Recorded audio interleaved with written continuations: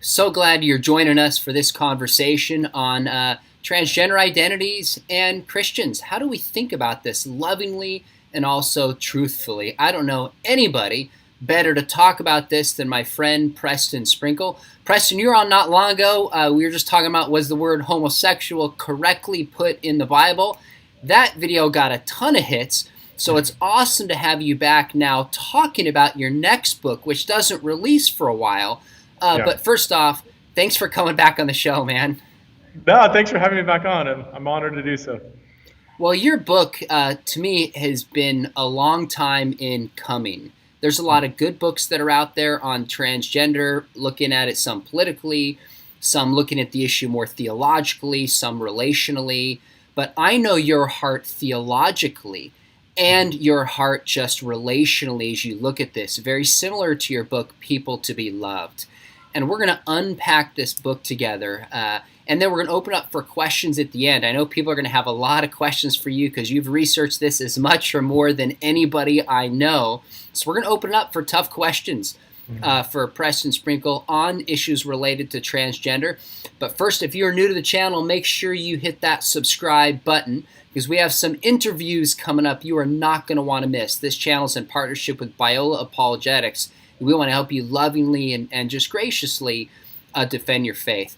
Preston, let's come back to your book. Now, originally it was going to come out in October, and this was going to be your premiere interview to launch pre-sales. It was pushed back to February, but it's up on Amazon right now, and people can, in fact, pre-order it. And I would highly encourage any thoughtful Christian, even non-believers, if they want to think about this issue more carefully and graciously. Now, you start this book with a story about your friend Leslie.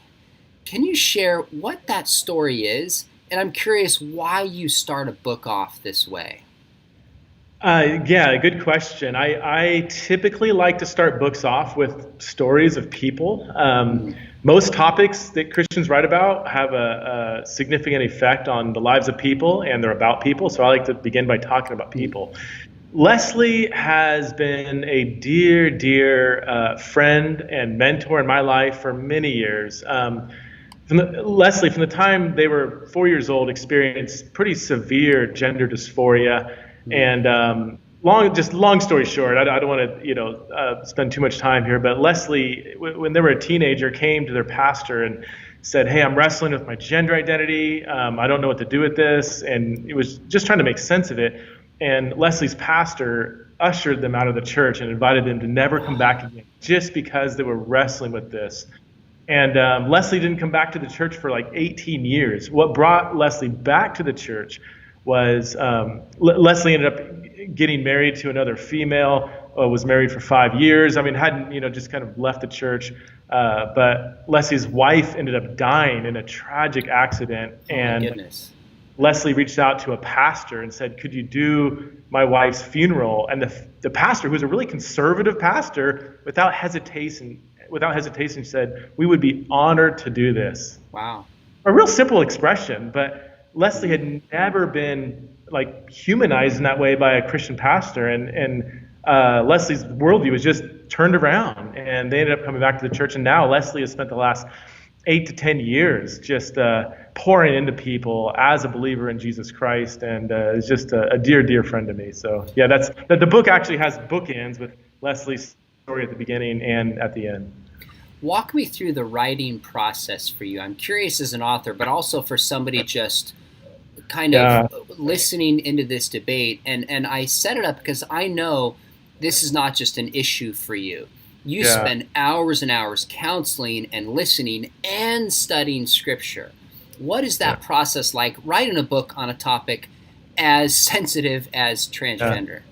So this was the hardest book I've ever written. And if anybody's familiar with my other books, they know I do tend to write on some tough topics. This one was just, I've never done more research for a topic than this one. And not just research in the Bible, but I read a ton of just psychology, a lot of history, a lot of ethics. Just all kinds of different disciplines. But that's just the theological and scientific side of it. I also did a lot of just listening to interviews. I mean, watched just so many hours of just YouTube conversations of people, talking about what it's like to be trans or transitioning or detransitioning. And so it was just so much to take in. And honestly, I was kind of planning to, publish this a couple of years ago, but I just felt like I just hadn't studied enough. I hadn't listened enough, and so I just wanted to keep going. So, it was an enjoyable experience. It was emotionally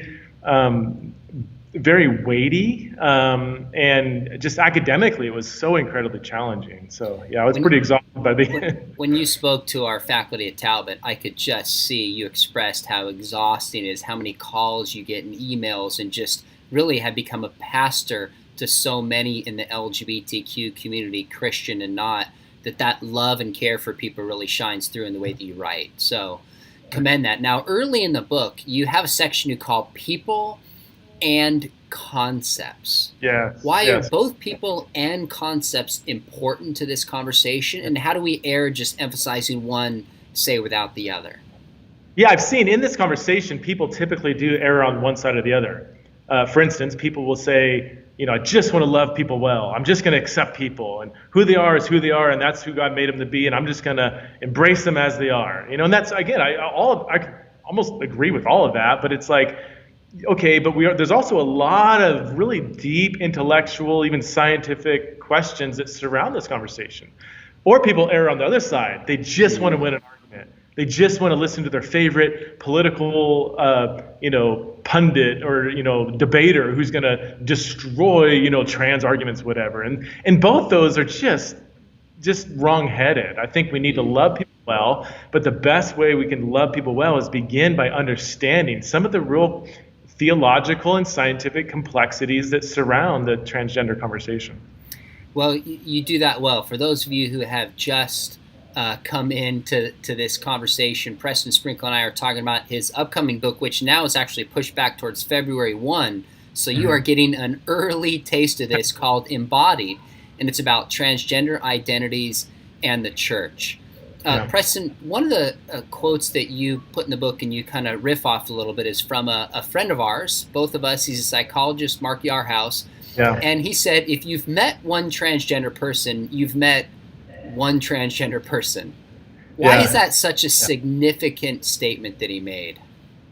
He said that statement a while back, and I've seen it in some of his writings since then. And that really, in a sense, that kind of statement is true of any kind of people group. If you've met one straight person, you've met one straight person. But I think when somebody has a minority experience, like a transgender experience, it's easy for people in the majority who don't have that experience to just think that being trans is one basic kind of experience. But the trans experiences are so wide-ranging.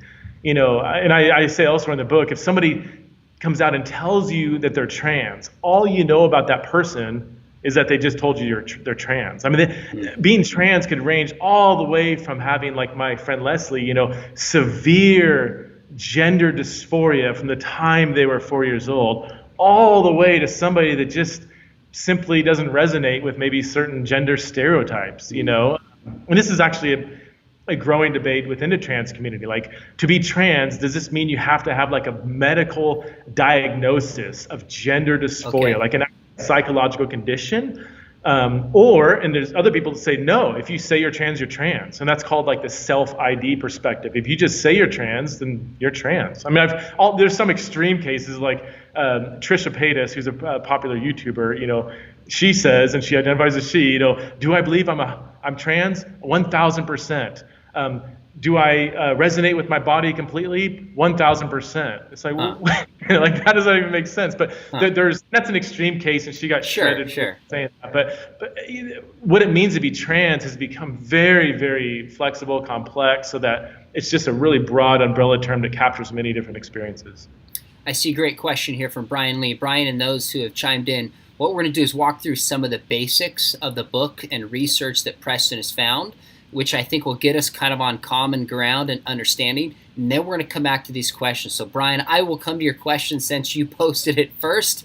To the rest of you joining us, tell us where you're from. We'd love to see where you are joining this live stream from. On that note, let's define some terms as we start off. So define what is meant by transgender and then gender dysphoria.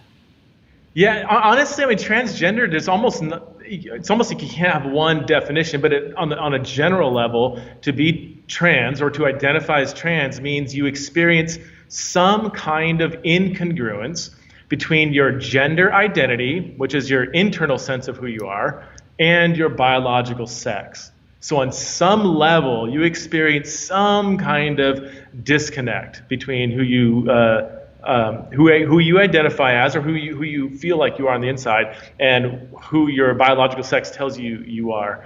That would be a basic, and again, there would be some people that might even fall outside of that. Sure. Gender dysphoria is, again, the psychological diagnosis of the distress that some people feel when they live with that incongruence. Gender dysphoria, it can be mild, it can come and go, it can be severe.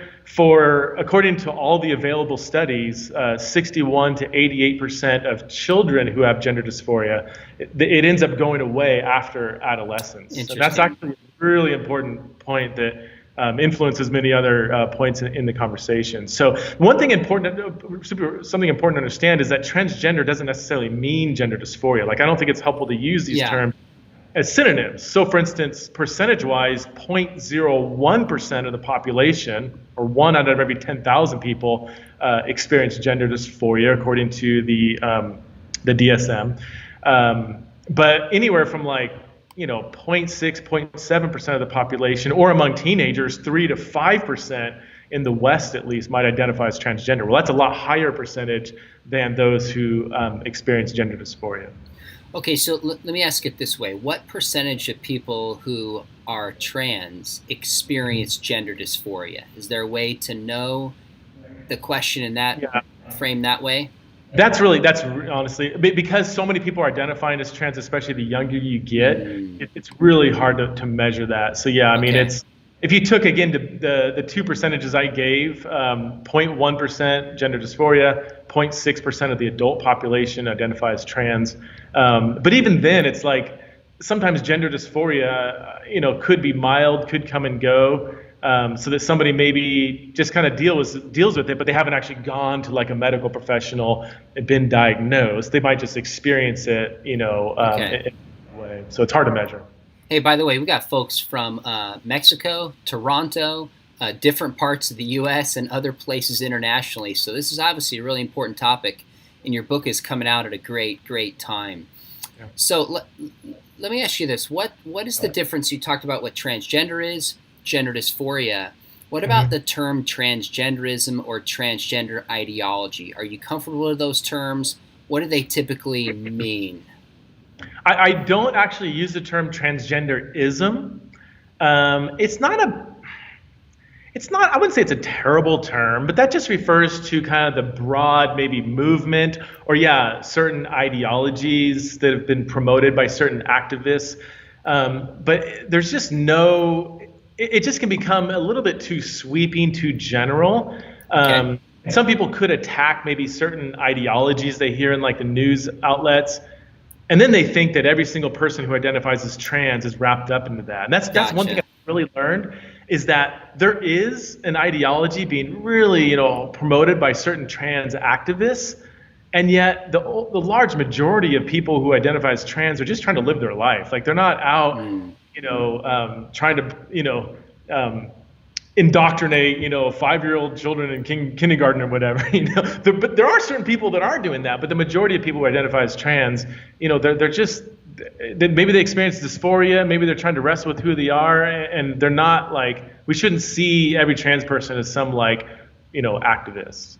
That's really helpful. So you can be trans and be a transgender activist. You can be a transgender activist and not be trans. I mean, it's very important to make these distinctions. So what about the question I get asked often, which is about, is there a known cause for somebody experiencing either the incongruence, which is transgender, or gender dysphoria? Or is it more like the question related to same-sex attraction, where even the APA says, we don't know. There could be different pathways, so to speak. It's a combination of nature and nurture. What is the consensus when it comes to the question Yeah. of transgender? Yeah, I would say it's the latter. It's very similar to same-sex attraction. That it's a complex blend between nature and nurture. Now, there's different categories of even gender dysphoria. So again, to use my friend Leslie as an example, Leslie experienced gender dysphoria at the age of 3 to 4 years old. So that's called early onset gender dysphoria. Sometimes as young as like 2 years old, a kid will be expressing just a really, really strong desire to be the opposite sex. So early onset gender dysphoria, I would say, probably has some strong biological roots. But there's another category that's actually been getting a lot of attention more recently, and it's called like late onset, or some people call it rapid onset. Exactly, and this is where teenagers who already are wrestling with lots of other mental health issues, that they might be on the autism spectrum, maybe they're wrestling with severe depression, anxiety. Some of them might, be OCD or wrestle with other mental health issues, and there seems to be a very high growth rate among especially teenage females who have these mental health concerns, who come out almost out of nowhere as trans. And but just so you know, my audience knows, this whole category is so debated, and we're just trying to figure out what's going on. So everything I just said in the last 30 seconds is volatile. Okay. But there has been, it is remarkable that what we know about gender dysphoria in the past is that it has been primarily something guys have wrestled with, much biological males more than biological females. But over the last 10 years, there has been an astronomical spike among teenage females with no prior history of gender dysphoria coming out as trans. In fact, in the UK, there's been over a 5,000% increase among biological females in their teenage years coming out or seeking help with their gender identity with no prior observable history of gender dysphoria. So that's raising a lot of questions. So to answer your question, that category might have a lot more kind of social environment influences that is, I'm not saying causing, but playing some role in their trans identity.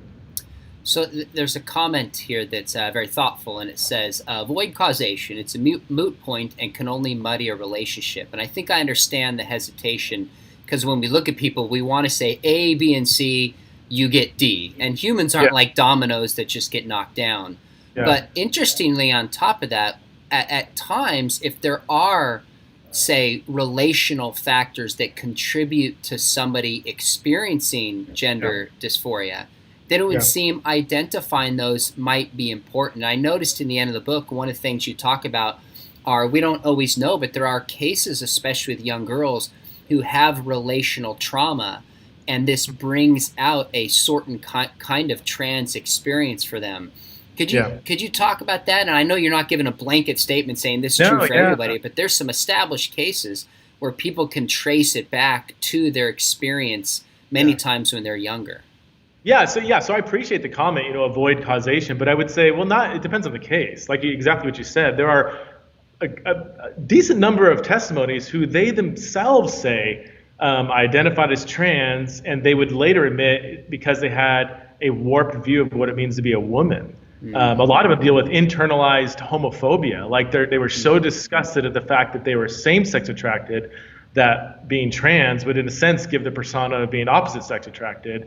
And there's lots of testimonies of women coming out that really was kind of an internal thing they're wrestling with, or misogyny. They had such a kind of a warped and negative view of just womanhood that played a role in their either transition or cross-gender identity. So in those cases, I would say, no, it actually is helpful to kind of go back and see if there is some underlying possible cause that just needs to be kind of dealt with. And in some cases, that's directly connected to gender dysphoria. So it's just, there's no one-size-fits-all answer to any of this stuff. Each person, each story needs to be taken on its own.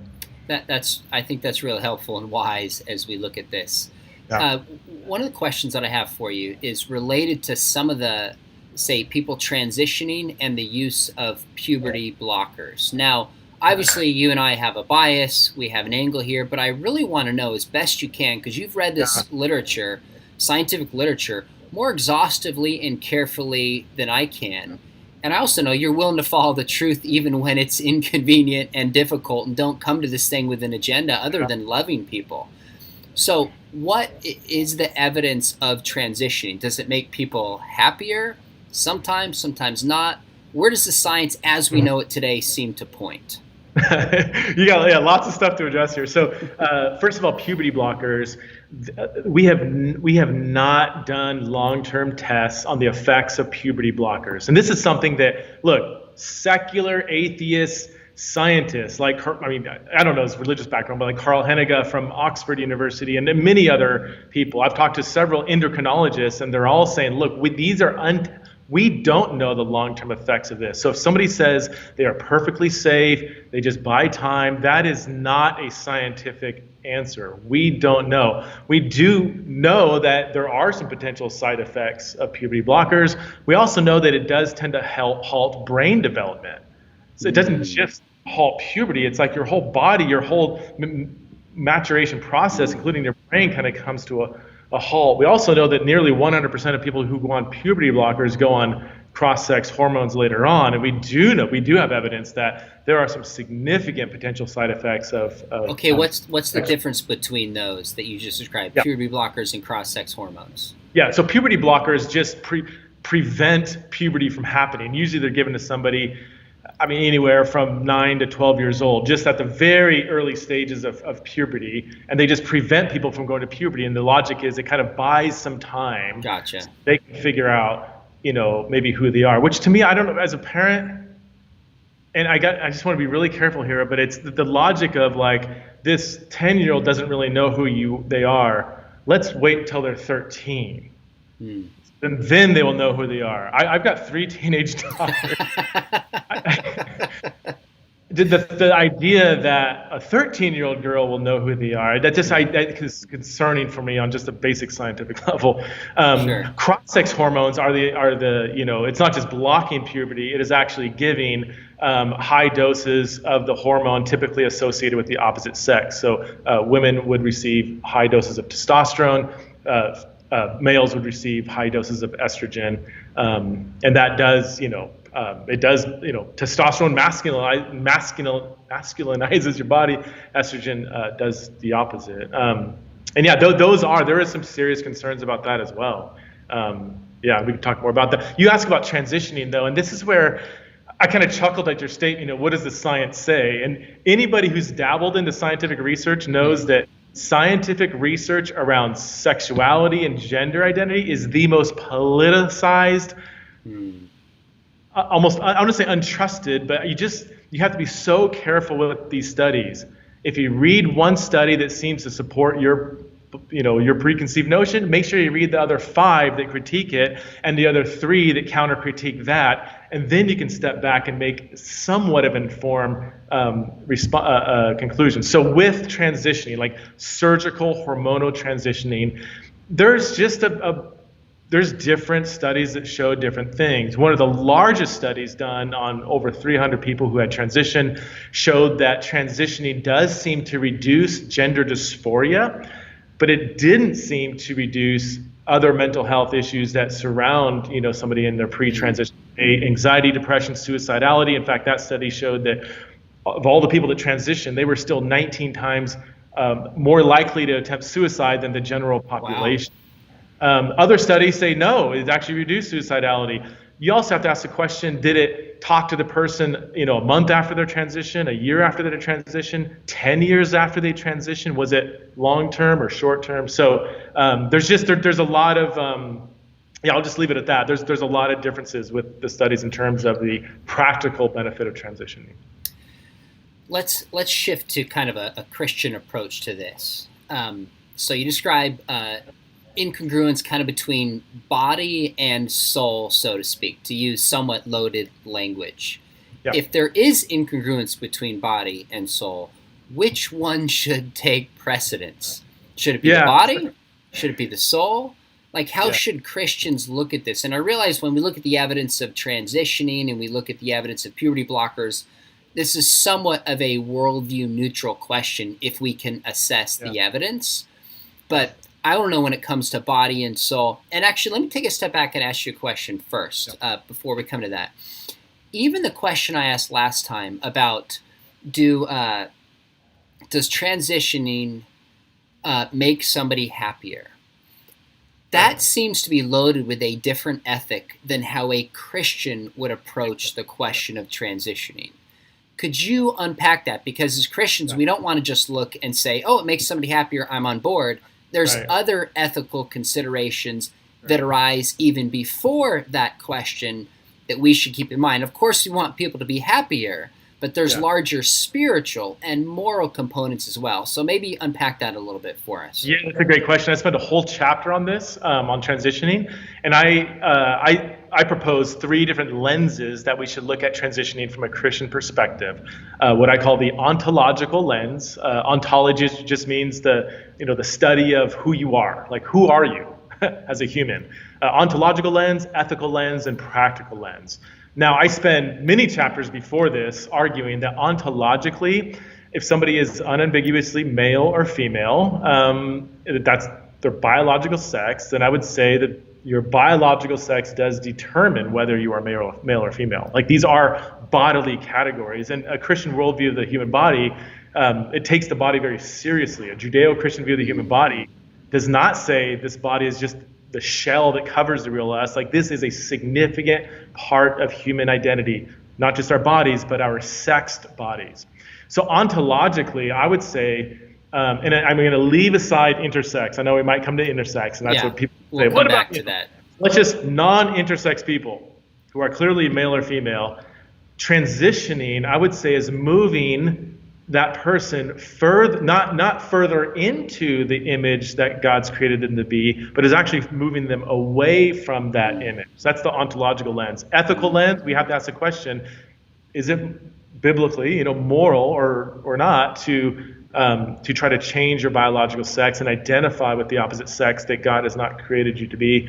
And then the practical lens is this going to achieve the results that I'm trying to achieve? Is it going to lower my anxiety, depression, my suicidality? Is it going to reduce my dysphoria? And even that's a little, and I make it clear that that's not an ethical argument, because like you said, even if it did reduce those things, that is a utilitarian means of ethical reasoning, which isn't really a Christian way of thinking, like the end justifies the means. But even then, there's a lot of practical problems with transitioning that, again, a lot of, and I'll just say that maybe some mainstream media outlets just don't ever mention. Like, you'll get canceled if you even mention some of these things. But with the help of YouTube and the internet, more and more of these stories are coming out. So yeah, I do think it's tough to make a biblical case for transitioning. That's fair. Would you compare it to, say, the question of divorce? If somebody's in a marriage and they're not happy and they're suffering, we want that person to be happier, but we also say, okay, the purpose of marriage is not just happiness. And assuming there's not sexual infidelity or physical abuse, like all those things, and we'd say, okay, wait a minute, what is the purpose of marriage? What's God's design for marriage? Like, those would be a bigger part, or at least equal part of the equation to somebody's experience happiness. Would you say the same thing applies to transgender, that we want somebody to be happy, but when it comes to a Christian, we've got to ask these deeper ethical and moral and biblical questions as well? Is that a fair, at least as far as it goes? No, that's exactly right. I mean, divorce, any kind of ethical question, the only question shouldn't be, does it relieve suffering? Like, that's not, again, I don't know any Christian view of ethics which says if, X, Y, and Z could relieve suffering, then it's morally okay. Like, I don't know any Christian in the history of global Christianity that's their kind of ethical framework. Again and again, yeah, absolutely. A massive part of me wants to relieve suffering. That's just not the only ethical question we need to be asking. That's fair. Now, one of the, challenges that I've heard, I know you've written extensively on this, and this is true for LGBTQ people and for the trans question, that the suffering in the lives of trans people is because of the non-accepting culture. So it's nothing inherent biologically, relationally, wherever it comes from. It's society's non-acceptance, namely typically Christians or people that would maybe be on the conservative right, although we're seeing more people come out, like obviously the writer of Harry Potter pushing back on this. What's your response to the claim that it's actually a non-accepting society that is causing us suffering? Yeah, it's called a minority stress is the sociological term for that. That if somebody has a minority if somebody has a minority experience, then their stress comes from a majority kind of oppression. And I have a section on this in the book. I have a whole like appendix on suicidality and the trans experience, which is a big conversation. And I think in it depends, really. I mean, in certain cases, certainly that could be the issue. But I think it'd be inaccurate just to make a blanket statement like all trans suffering is a result of minority stress, is societal persecution. We also have to understand what is persecution. Like if somebody, uses a pronoun that somebody doesn't like, and that causes, somebody to maybe want to even take their own life. Is it because somebody used a pronoun they don't resonate with, or is that the trigger that there's deeper things that maybe might be going on? Are there other mental health concerns going on? I mean, again, the percentage of trans-identified people who also have other co-occurring mental health concerns is extremely high. And again, maybe even some of those mental health concerns is because they're being oppressed by society. And again, if you can pinpoint that, then maybe that's the case. But just to assume that's the case in every person's experience, I think it'd be naive and it'd be actually unloving, because you're not actually maybe helping a person if you just assume some blanket generality that might not be true of every person. And also, like that study I mentioned that measured over 300 people that had transitioned, that study was done in Sweden. I mean, it's one of the most progressive countries, That's so it's interesting. Again, if you go to like the deep South and a Bible Belt conservative town or whatever, like maybe that's true, but when people are also experiencing the same level of anxiety, depression, and suicidality in highly progressive countries, you have to at least raise the question: could there be other things, factoring in here? I've asked one of the leading pollsters in America and one of the leading psychologists who write on LGBTQ questions. I said, could we create a study that showed it's the non-acceptance of society that causes this? And both of them immediately said, there's no way you can isolate that factor apart from a multi-million-dollar study with so many contingencies. Yep. Now, that's not to say there's not some people that have suffered because of this, but to contribute that the main or even most significant one just simply has not been established by the data in terms of how I've studied it. Okay, let's go back. You mentioned this earlier, and let's come back to this. One of the most common questions that come up is that people who experience intersex seems to be used as an argument. I know intersex people, at least that I've talked to, don't really appreciate being referred to in this fashion, but it comes up on both sides of the discussion, so it's important to talk about. Does this imply that gender is fluid and that it's on a spectrum? And is this an argument in favor of transgender, so to speak? Yeah. Honestly, it's probably the first question that comes up in all of my talks on just LGBT. Really? Is what about intersex? And when someone says, what about intersex? My response is always like, well, what's your specific, which intersex condition are you asking about? Like Klinefelter syndrome, androgen insensitivity syndrome. There's 16 to 20 different intersex conditions. Which one are you asking about? And usually people just want to know, like, does the existence of intersex persons, does that, for lack of better terms, validate, some of the ontological claims of somebody who identifies as trans, is maybe the more academic way of wording it. Okay. And I want to step back and say, okay, let's just lay all this out. Like, what do we mean by intersex? So, intersex conditions range on a broad spectrum. So defining intersex is somebody born with some atypical feature in their sexual anatomy, reproductive systems, and or sex chromosomes. And by the way, let me jump in. I appreciate that you are very careful to say atypical rather than abnormal, just because of what that tends to communicate to somebody who experiences intersex. Atypical captures the truth just as well without the potential stigma. That's you caught that. It's so important for especially those of us who don't have this experience to go out of our way to use language that is as humanizing as it can be. And abnormal could be dehumanizing to some people. Some people don't care, but I mean, atypical communicates the same thing. So, according to Leonard Sachs, who did a massive study on how common is intersex, he said that 99%, and he just added up the stats. It's not like he's made some argument. He just kind of looked at the data.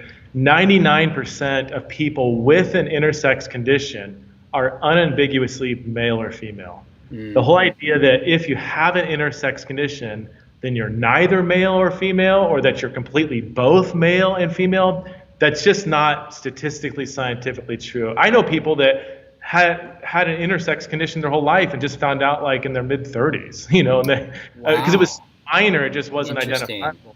Klinefelter's is one of the most significant intersex conditions, and almost every person with Klinefelter's is unambiguously male. It's not like it's unclear who they are. Now, I have two friends that have pretty severe intersex conditions. One of my friends has XX and XY chromosomes, full male anatomy, full female anatomy. They are a blend of male and female. The important thing to understand, though, is that male and female are the only two biological sex categories. Almost everybody is born either male or female. Some people are born both for all intents and purposes. But it's not like they're an other or third sex. And most intersex people don't even say that. This is what kind of bugs me a little bit. Sometimes it's some activists who aren't even trans or whatever. They use intersex as some kind of faceless concept in service of some other argument that doesn't even have to do with their own experience. And there is a decent number of intersex people who keep saying, can you stop using me as some in your argument? You can Google Claire Graham, who's an intersex activist, who just gets infuriated when people say she's not male or female, or when they use intersex as an argument for certain transgender or certain claims by, say, transgender activists. So in 99% of cases of people with an intersex condition, the person is clearly male or female. Yeah. And this isn't 99% of the population as a whole. No, this is 99% of people with an intersex condition. Now that 1%, you talked about that a little bit, but that 1%, if I understand correctly, either it's we cannot tell, so the lack is our ability, or there really is both male and female chromosomes and anatomy within that 1%. Yes, is that exactly. right? But even in the 1%, something like AIS, androgen insensitivity syndrome. Somebody is born genetically male, XY chromosomes, but their cells lack the proper receptors to. It's hard. I mean, I don't get all the medical stuff, but I mean, it's the hormones triggered by the Y chromosome doesn't do anything to the cells, so that the person actually develops into a female anatomy.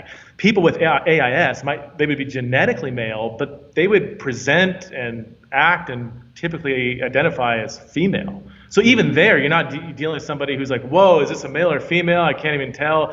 You would just say, oh, it's a female. In fact, sometimes that they don't even find out till they're maybe they don't go through puberty or something, and they go get tested and they find out that they have a Y chromosome. So even in that 1%, it's not like they are always completely just a complete blend of both. That's really helpful, and I know you have a whole chapter on that in the book. And by the way, your podcast, I want to commend to our viewers, Theology in the Raw. You have a range of interviews on a ton of topics that are fascinating, theologically speaking. But you interview some friends across the LGBTQ spectrum, some who experience intersex, and it's a very humanizing, eye-opening, just encouraging conversation. I want our viewers to hit subscribe right now to your podcast, Theology in the Raw, because it's really, really good stuff. On this topic, are there objective differences between males and females? What does the data show biologically, relationally, psychologically? And I know you're laughing because it's kind of a loaded question and it involves so many nuance. I get asked this one a lot, but what are the actual differences between men and women, boys and girls, etc.? That is a big question. And on the one hand, it is a little bit funny that we have to even ask that question. That is true. Yes, there are. The question itself is revealing. It is. I mean, so let me begin by saying this. There's a lot of overlap between males and females. One might even say there's more similarities than differences, and that might be true. But yes, I mean, there are absolute differences between males and females in their biology. I mean, just scientifically, you determine whether somebody is male or female based on things like, their chromosomes, whether they have a Y chromosome or not, their reproductive sexual organs, whether or not those are functioning or not, it's irrelevant. It's do they have male or female reproductive organs, and then external genitalia, and also your endocrine systems, whether it's producing, high levels of testosterone, low levels of estrogen, or vice versa, and that does affect even your physical anatomy, wideness of hips, muscle mass, body hair, and so on. Where it gets a little tricky is when it comes to behavioral differences, or even how people think. Now, in popular psychology, or maybe, pop culture, well, I'll even say it, some people think men are from Mars and women are from Venus, and and there's even a popular book, and that is quite a bit overplayed. Yes, we do see behavioral differences between men and women on a general level, but they are not absolute. Most males tend to be more analytical. Most females, or the majority of females, might tend to be more, say, agreeable or whatever. But those are generalities. Women can be analytical, men can be agreeable. And also we also have a question of the nature-nurture. Are most men more physically aggressive than women because of testosterone? Good scientific evidence for that. Or are they also socialized into physical aggression? Are they rewarded when they're physically aggressive, and are women sort of punished when they're physically aggressive? That's also true too. Again, very complex blend between nature and nurture when we talk about behavioral differences between men and women. That's a summary of like 3 years of my book. I appreciate your approach, because you're saying it's ignorant to not say, as a whole, there's not only biological differences, but there's also certain behavioral and emotional differences. But these are, how did you say it, like statistical generalizations. Yeah. So if somebody falls outside of it, male or female, it doesn't mean the person is less masculine or less feminine. That's one of the most important things to me that you wrote in your book, is that we have cultural stereotypes and within the church about what it looks like to be a man and a woman. And somebody doesn't fit that stereotype, or just falls outside the numerical average, which is neither right or wrong, good or bad, it just is, doesn't feel like they belong. And that can contribute to somebody who doesn't fit the norm, feeling at home and being loved and accepted within the church. That's exactly right. Yeah. It sounds like you resonate with that deeply. Talk about that theologically a little bit. I guess in the sense you give examples of David, give examples of Jesus, and you ask the question, what does it mean to be masculine? What does it mean to be feminine, scripturally speaking? Yeah, that's a great, I have a whole chapter on gender stereotypes. I deal with that on both a scientific and biblical level. And my main thesis is that most of our assumptions about gender stereotypes, or most of our gender stereotypes, come from culture, not the Bible, in the sense that they are like morally mandated. And in fact, all throughout the Bible, you see biblical figures kind of challenging gender norms and expectations. Jesus was a single man of marital age. That was seen as being very unmasculine in Judaism at that time. He was also, he didn't have sexual relations or, take advantage of women. That was seen as being very unmasculine in Roman culture. Even throughout the Old Testament, we see, Joseph and, I'm blanking on his name, Jacob and even David, while David's brothers were off at war, he was sitting home playing his harp, writing poetry, weeping over his best friend Jonathan, I mean, in our culture, we would say those are feminine traits, some harp playing poet, like crying all the time, but that doesn't, the Bible never says that like there's some moral mandate to be athletic, to be sportsy, to be a guy. So again, I think the Bible recognizes general patterns of male and female behavior, just scientific fact, but it doesn't morally mandate cultural expectations for masculinity or femininity and being godly. The Bible's more concerned about being godly than it is about being culturally masculine or feminine. That's a really important distinction that I think we can do a lot of improvement on the church just to make people feel more at home and loved and not stereotyped and left out. I think that's going to be really, really helpful, especially when I ask audiences. I started doing this after I read your book. I'll say, give me a manly man. And either people say Samson or they say David. And I'll say, when was David a man? They're like, well, he cut off Goliath's head. And I'll say, what about when he wrote poetry? What about when he sang a harp? And people just kind of look at me like, I would have a stereotype about that. But the Bible makes no distinction between he's acting as a man here and he's not there. So I think that's very liberating for people. I think all people, but especially those who maybe don't fit some of these stereotypes more broadly. Now, you, in your book and in a paper you've written at the Center for Faith, Sexuality, and Gender, you talk about certain things the Bible teaches. And one of them is that God has made us male and made us female. And this is an objective category. Where is that rooted in Scripture? How do you ground that? Yeah, Genesis 1:27, one of the most beautiful equalizing statements in all of Scripture, that God made humanity male and female. And then he says, in the image of God, he made them.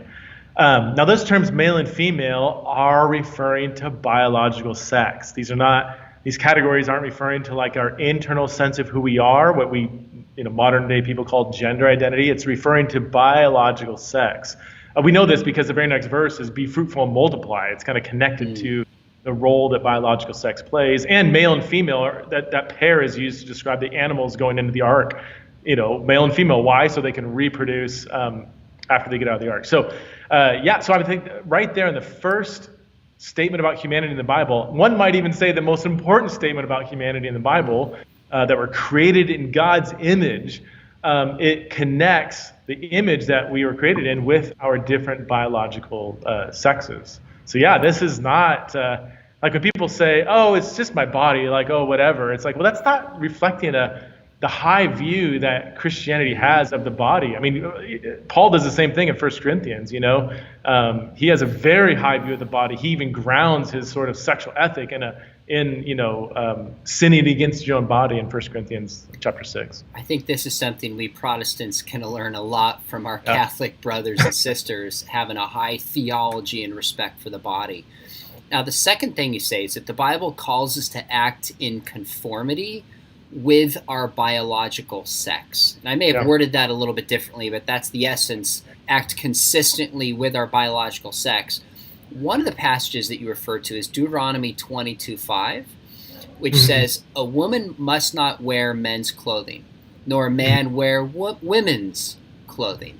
In other words, there's distinction, and they're to be kept in their place. Now, I know you've thought about this, but the challenge back to that is, well, we're also not supposed to wear two kinds of fabric and have two kinds of seed in the land because Israel was taught to be holy and separate. But that doesn't apply outside of the Mosaic law. So how does Deuteronomy 22:5 inform the fact that we should act consistently with our biological sex? That's a great question. And I do caution my listeners, whether you're maybe coming from a more progressive standpoint or a more conservative standpoint. I challenge my conservative readers, if I can generalize, to let's just not quote Deuteronomy 22:5 and just make a quick conclusion that this immediately applies to Christians. Like, look at the surrounding context. There's lots of stuff in Deuteronomy 22 that you're not doing, I'm not doing, nobody out there is really trying to practice unless you're an Orthodox Jew. At the same time, we can't just say, it's a really bad argument to say, well, that's in the Mosaic law, so it's not for today. Well, so is love your neighbor as yourself. So is don't have sex with your grandma, or don't commit adultery. Like, there's lots of stuff in the Mosaic law that most humans are going to say, that's still pretty valid for humanity today. So we actually have to roll up our sleeves and do some exegetical work there. And there are some translation interpretive difficulties here, and I actually spend a long time in the book, in the footnote, working through that. But at the end of the day, just to give you my conclusion, I do think that this, for lack of better terms, this cross-dressing prohibition, which has to do with not just wearing silky cloth or whatever, it has to do with presenting as the opposite sex.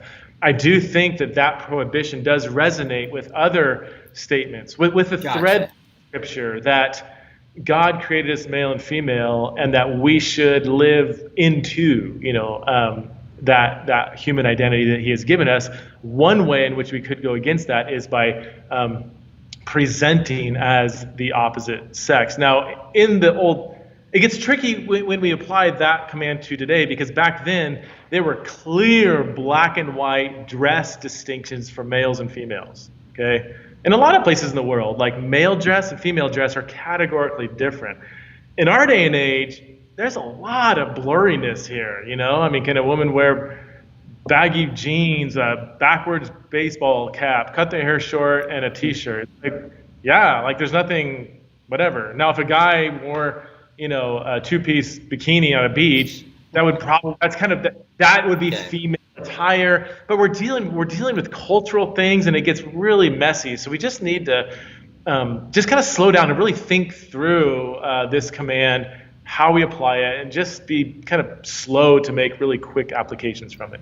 One of your conclusions in the book was, I think, eye-opening to me, but also said, gosh, I don't know if it's fully satisfying. And here's what I mean by that. When you said we're called to live consistently with our biblical sex, but the Bible doesn't lay out how to do this.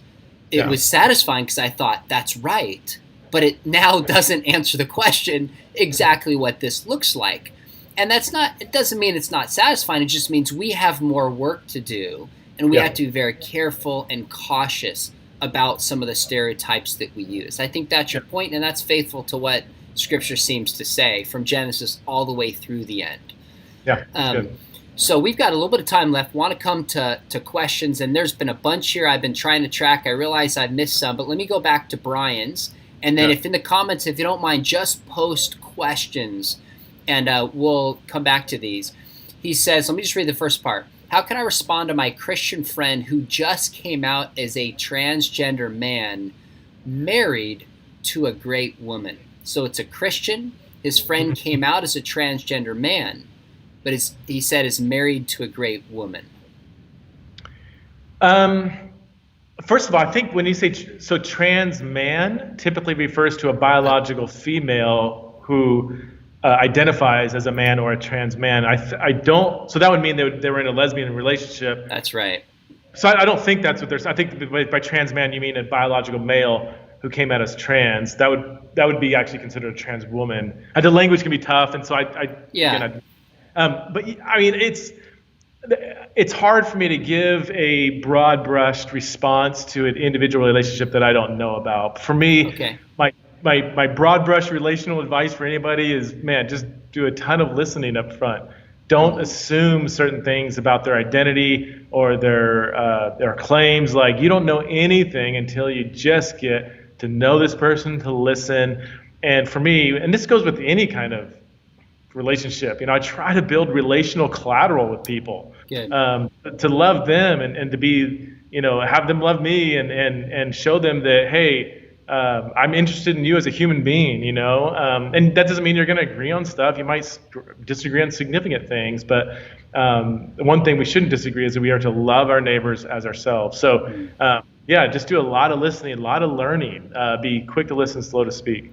In this situation or another one that's comparable, does it make a difference to you if the person says they're a believer or if the person is not a believer?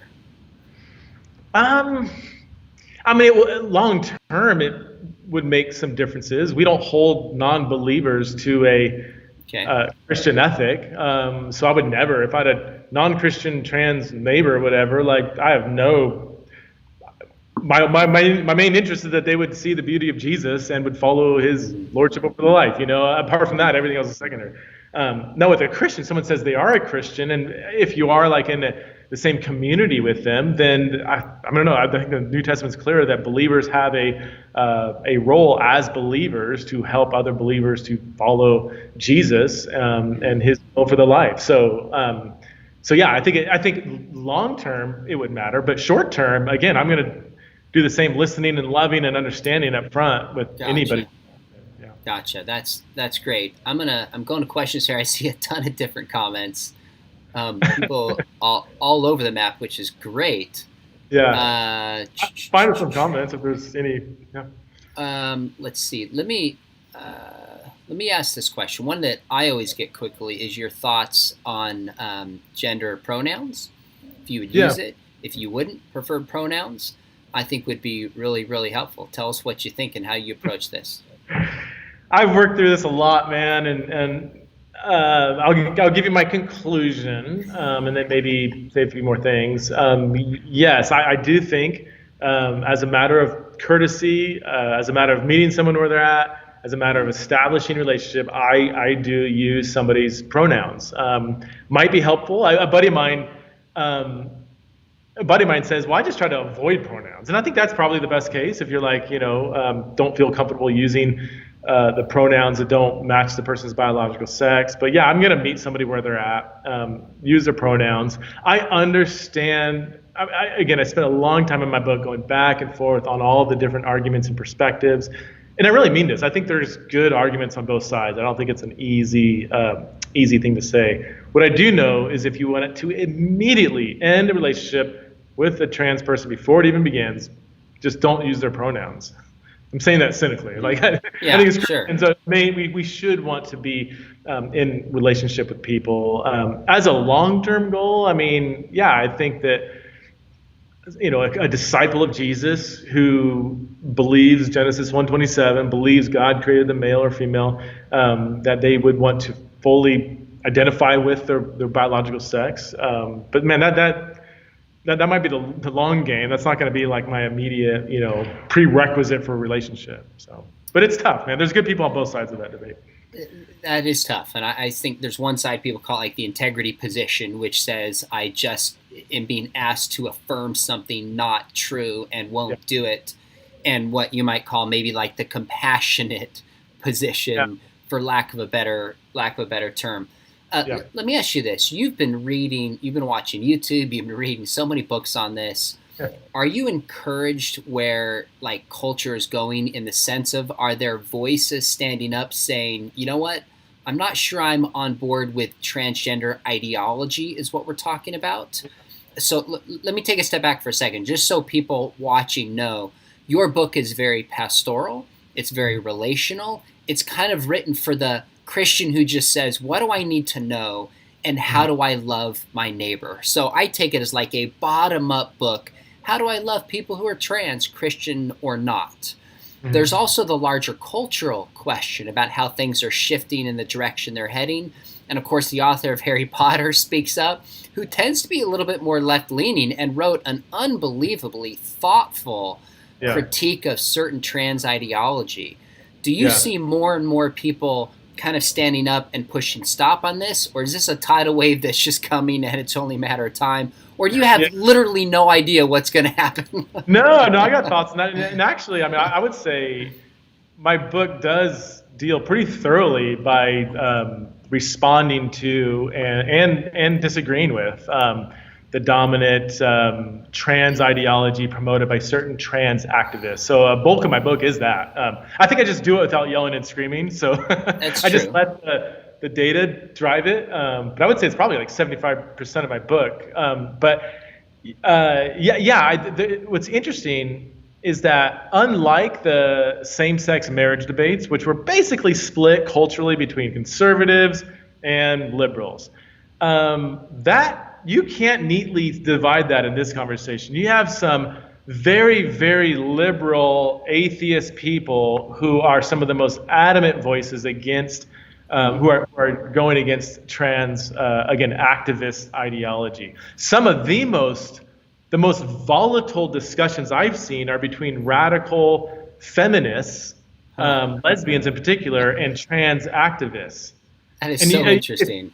If you think about it, a certain strand of a trans ideology is that a biological male can live in that privilege for 30, 40, 50 years and then declare themselves female and then get access to female spaces. But you have a lot of feminists and lesbians saying we have fought for decades, centuries, to get female spaces protected, to to elevate this high view of what it means to be a woman, and that a woman's body is essential for what it means to be a woman. So this is a big battle between people who aren't even close to the church or conservatives. They all hate Donald Trump. It's the only thing they agree on, right? So, so yeah, I would say most of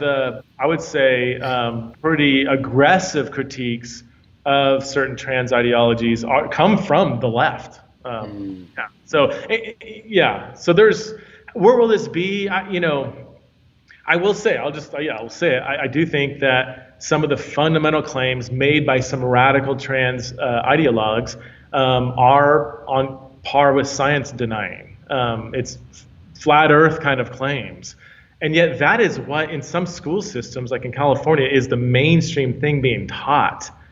That's a little eerie, but there are a growing number of, again, very liberal professionals all across different disciplines who are just not buying into some of these claims. Like there is no such thing as somebody says biological sex is a social construct.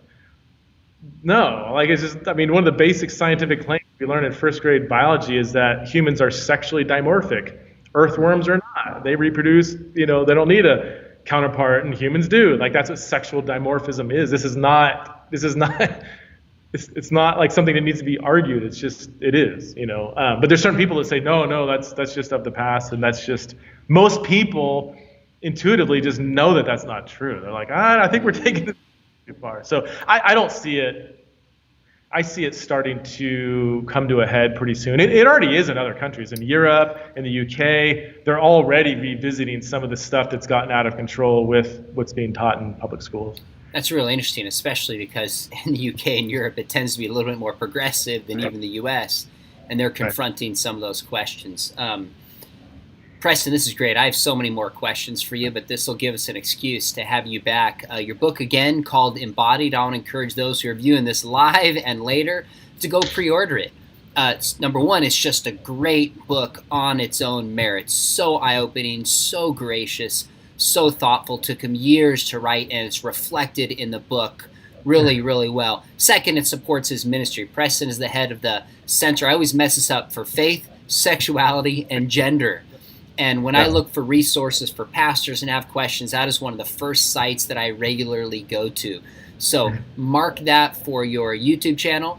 Preston Sprinkle is on Twitter. You can follow him there. I've been trying to get him on TikTok, but that's a whole separate conversation we'll have some other time. So follow him there. Pick up his book. If you enjoyed this, give us a thumbs up. And also hope that you would consider sharing this with a friend, because we want to get a word out there, truth about what's happening in the larger LGBTQ conversation, to equip Christians, but just do so with kindness and love and generosity towards people in the way that Jesus did. If you are new to this channel, again, hit subscribe, because next week I'm bringing my father back, Josh McDowell. We did an interview a few months ago, got a ton of positive feedback, just experiences in his life that shaped him to become a radical. And if I didn't know my dad and the way he lived, I would be tempted not to believe some of these stories, but I've seen him live a supernatural life. Next Wednesday, he'll be back on. I'm just going to ask about the people that influenced him, his approach to leadership, to ministry, to speaking. Who are the key people that shaped his life? And there's a lot of lessons to be learned, and a ton of other videos coming up. If you enjoy this kind of conversation content, I also teach a Biola in the Apologetics program. They sponsor this channel. If you've ever thought about getting a master's degree in apologetics, we would love to have you join us. It's a distance program. We study the problem of evil. I'm teaching a class on biblical sexuality next spring in our program, a class on the resurrection, scripture, you name it. Or if you're like, I'm not ready for a master's, but would be open to, we have a certificate program where we will guide you through kind of the right lectures and content. If you look in the description below, there's actually a very significant discount code for you. And I see my friend Brian Beeman, one of our students, just gave a thumbs up and a thanks for you coming on. So Preston, thanks again so much for joining us. Love your ministry, and really just grateful for your friendship as well. I appreciate it, Sean. Thanks for having me on. You got it.